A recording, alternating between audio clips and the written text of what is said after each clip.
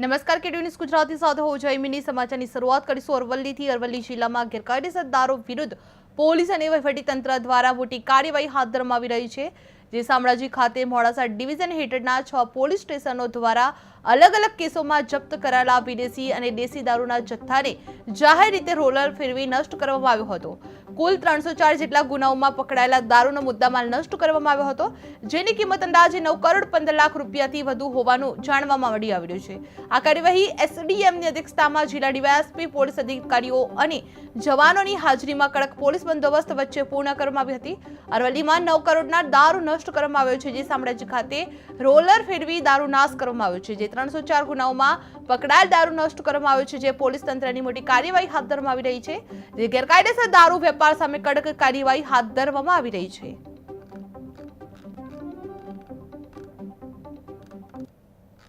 આજે મોડાસા ડિવિઝનના કુલ total 7 police station છે, એમાંથી 6 પોલીસ સ્ટેશનના જે પ્રોહિબિશનનો વિદેશી દારૂનો જે મુદ્દામાલ છે અને થોડો દેશી દારૂનો પણ છે, એ મુદ્દામાલ નામદાર કોર્ટના હુકમો મેળવી અને આજે નાશ કરવાનો કાર્યક્રમ રાખવામાં આવેલો છે।